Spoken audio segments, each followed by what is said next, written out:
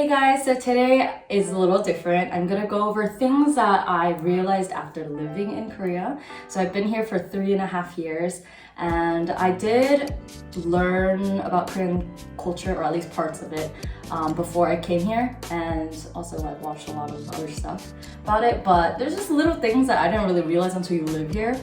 And so they're really random and just in no particular order.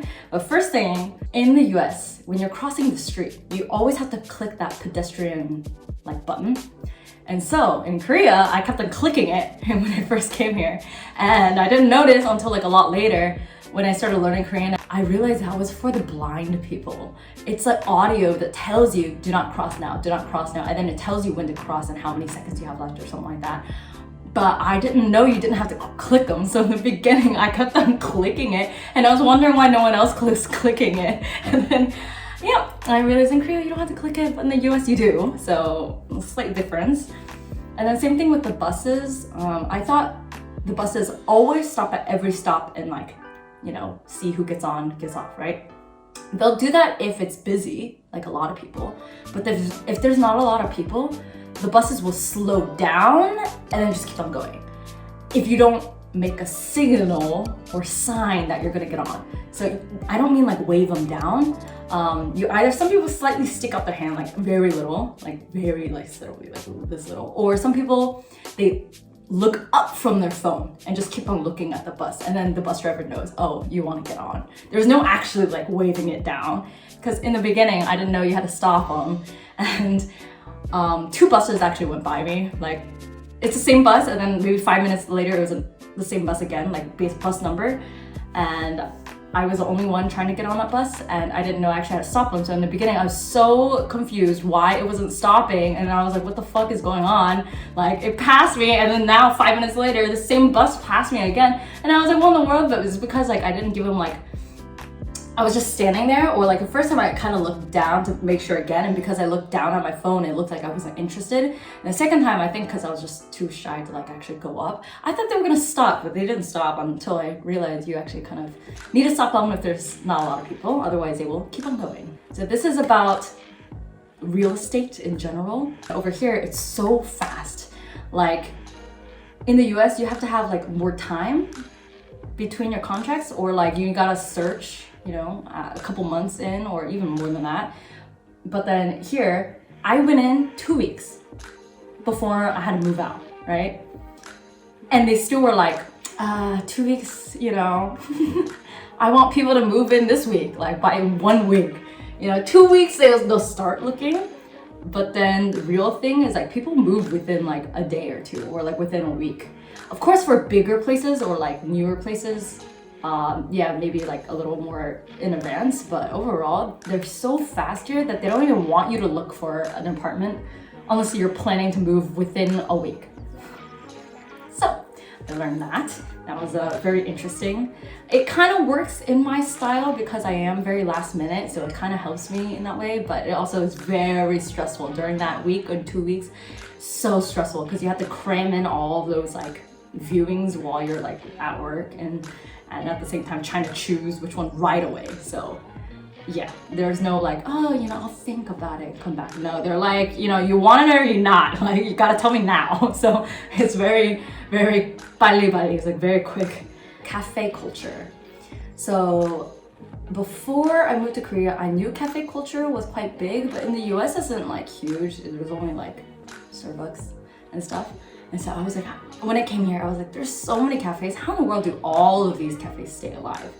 And it's because you drink so much coffee. And also, after working here, you would chill with your friends at one cafe. And then if you have nothing better to do, you just go to another cafe right away. And just maybe eat something or drink something else and just chill there. And so all you're doing is you're still talking. You just move to another cafe. And then, I guess because transportation is so convenient and it stays up late, and then it's safe here that you just stay out all day, and so you're just doing work and whatever in cafes all the time, or just chilling with friends all the time.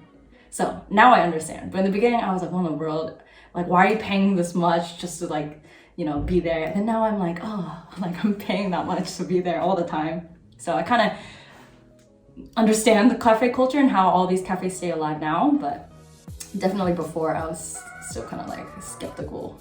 So of course there's academies for like after school programs for like math and English and different languages. The really good thing though is there's a lot of classes for those, not just for children, but you can also find them for adults.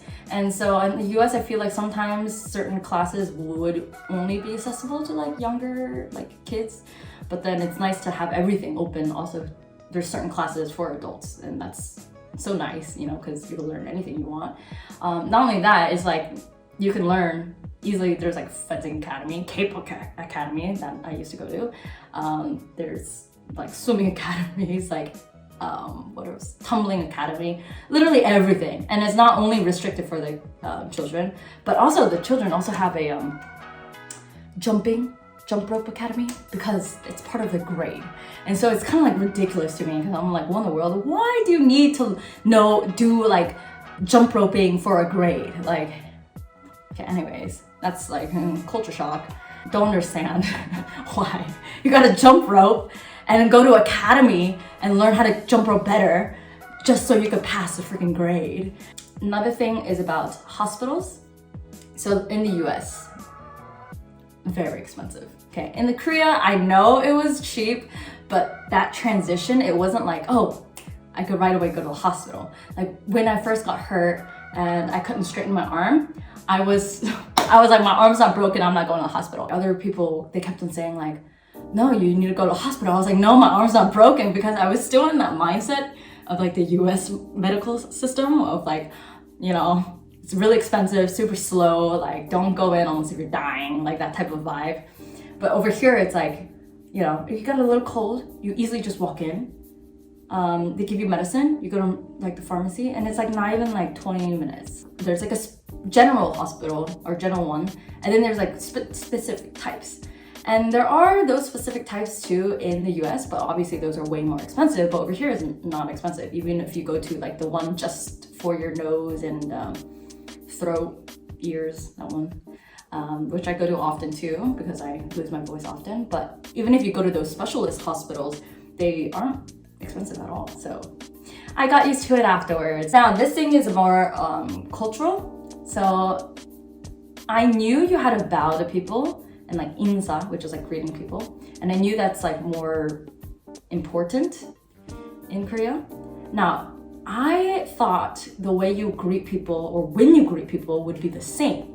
And it's very kind of hard to explain this. When I went to a dance class, of course, like everyone in the beginning class would like, you know, greet the teacher, right? But then there's some dance classes where even though you don't know anyone, if you linger kind of and you leave first, then those people, all those people that don't even know you will greet you and say bye to you. Which is like surprising because I didn't talk to them the entire time. I don't know them, they don't know me, and we didn't say hi, but we said bye. But then there's some classes where you don't say hi or bye to those like people who take random classes with you. And then I went to tumbling class, and even though I didn't know anybody, they all greeted me. And then even afterwards, when I left, they also greeted me. Even though I didn't say anything to them during class, they would still like give me a bow and say like 안녕히 가세요, like stuff like that. So I was like kind of confused. I was like, do I greet them in the beginning or at the end, or do I not? So, and then even when I go to past front desk, it's not like I need to talk to front desk. There's like a computer next to front desk. So sometimes like if you want to be friendly, you can say hi, but then I'm not gonna say hi and then just like, you know, not make a conversation. So usually I just don't say anything. I'm just like on the side computer, and they're working too. It's not like they're not. So I'm just like on the side, just using the computer, and then I just leave right away. You just sign your name in and you leave, right? But then later I found out that you're actually supposed to greet them, and then also greet them when you're leaving. I just thought you just, you know, they're just there doing their work, and if you need them, then you talk to them, and then if you don't, you don't have to. So it was kind of like confused. When do you greet them? When do you not greet them? But then I asked some people and they were saying it depends on the vibe of the class you're taking or the vibe of where you are. That even if you don't know them, you do have to like insa. And even if you don't talk to them. So I'm just kind of like, okay. And the last one is about foreigners. So being a foreigner in Korea, you're grouped with every single other person. And that can also, that honestly can be a whole nother video and topic on its own. But I didn't really think about that because, you know, I was in the US and I was just only thinking about moving to Korea. But I didn't think about how people literally group all the foreigners into one category. Whether you're a traveler, whether you're in the military, whether you're actually living here, whether you're like a student here, and it doesn't matter which country you're from, they just group you in one. And the thing is, like, they're like, oh yeah, there's a foreigner there, like, you know, you guys can be friends. Well, yeah, but like, it's not like you can be friends with every person. And we also might have cultural differences because it's not like we're from the same country. And even if we are from the same country, not like we can always get along. And I think from the Korean point of view, it's like, oh, you guys are foreigners and you guys have something in common. Kind of true, yes, up to a certain point. But at the same time, it's like, there's so many other countries, so many other personalities that it's not like we're just gonna get along. But then in their point of view, oh, you can get along because you're foreigners, but we're not. Like, we're not buddies just because we're foreigners. There's so many other factors, so many other personalities. Like, if you're a tourist, some people, yeah, they know and are respectful, but then there's also those tourists who just don't give a fuck and are kind of like in that mood of like, I'm just here for touring and I'm about to bail out. So it doesn't matter about the rules or like how other people perceive me because I'm not living here. Versus for us, it's like, if we're actually living here, some people actually care a little more or like try to, you know, go along with society a little more versus a tourist. But then they still clump us together. So whatever they do, it reflects on us right away. And so it's just, that literally could be a whole nother topic. But yeah, those are just some things I noticed after I moved here. So I don't know, let me know what you think. It was very random, but I just wanted to make one.